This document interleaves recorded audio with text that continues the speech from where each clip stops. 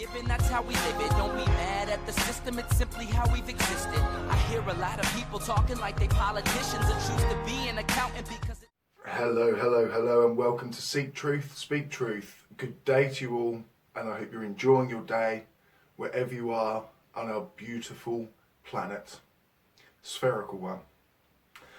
Today I'm looking into something called Morton's Demon. A great subscriber has basically sent me this. You made a comment regarding how you now have trouble understanding the flaws with the flat earth excuse of how perspective explains why ships going over horizon disappear bottom first. You mentioned that it was obvious to you now how silly that excuse was, but you just couldn't see it back then. There is a term for that. It's sometimes referred to as Morton's Demon. Morton's Demon refers to a psychological defense mechanism where the brain will just refuse to fully process or retain information which contradicts a deeply held belief. Once you get past the need to keep defending the belief in question, your brain stops rejecting the information and it suddenly becomes clear to you. Wow, that is me in a nutshell. And I just want to elaborate on this really. It really hits home with me. I was a denial earther, I was a confirmation bias earther, and I did suffer from Morton's Demon. And things now are just so clear. I did a video, my previous video to this, explaining a few debunks and how I would have thought as a flat earther and now how I feel as a realist. And I struggled, but a subscriber noticed that I said everything is just so clear to me now and I can't make out why. It's like this cloud has been lifted from my head. Looking at photos like, say, out over water where a boat is physically cut in half, there is no explanation other than curvature. But flat earthers will dance around using all these tactics and words. But basically what it is, it's denial, confirmation bias.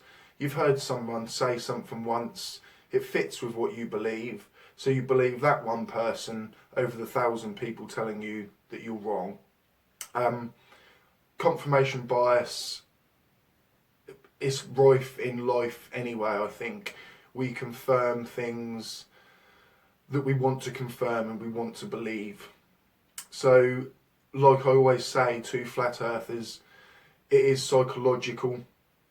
You have been taken in by something that has made you feel good about yourself, and it's made you feel so good about yourself that you now cannot go back on that belief, and you have to deny and deflect from everything presented to you, i.e. actual photos of a globe.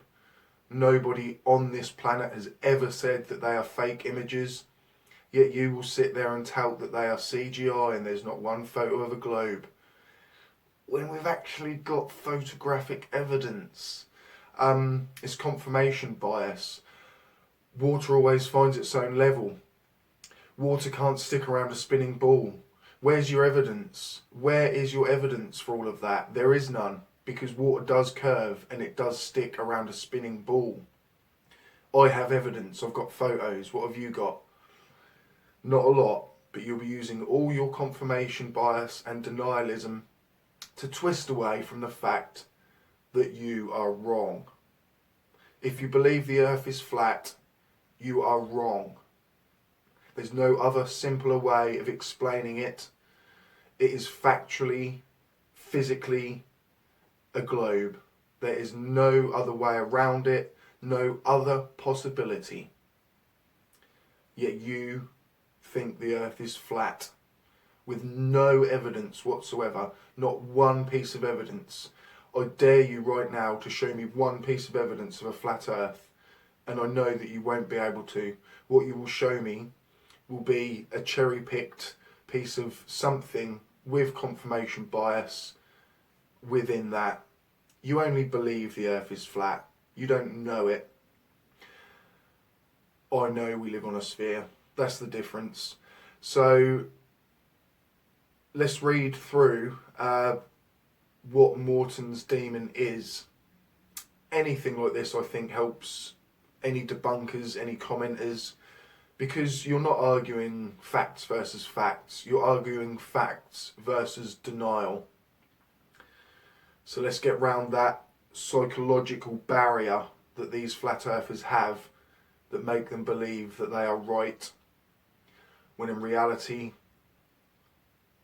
they're basically the laughing stock of the whole planet. I'm sorry, but why do you want to be laughed at? Come to the truth.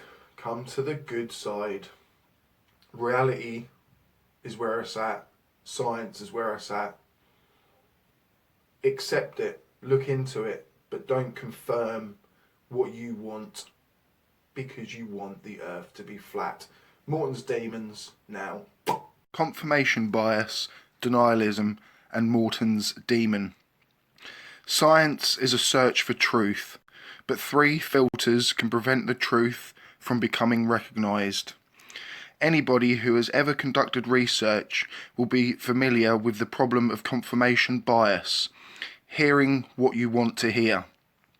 Anybody doing research in the social sciences has to be constantly aware of the possibility of selecting results and readings that fit the hypothesis and either ignoring or eliminating things that don't quite fit. I don't mean rejecting obvious outliers where the observations are so far from the rest of therefore a mistake can be assumed. I mean shaving the result to suit what the experiment expects to find. This may not be a conscious act because doing it consciously approaches fraud, and most people are basically honest. The classic case of confirmation bias in the hard sciences is cold fusion. Pons and Feijman found what they wanted to find and then stopped looking. In the social sciences, where Cyril Bert's just too good statistics about separated twins and Margaret Mead's willingness to believe whatever some young girls told her. In medicine, there was William McBride's work on Debendox. I don't think any of these people started out with the wrong thing, but they all did it anyway because they wanted to confirm their beliefs. Confirmation bias is rife in paranormal research, largely because this research is carried out by true believers.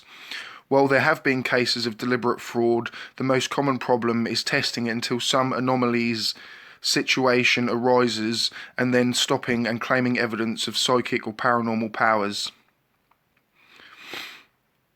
I was adjudged the most psychic person in the room at a skeptic's function once, and I did this by correctly calling a coin toss 7 times in a row.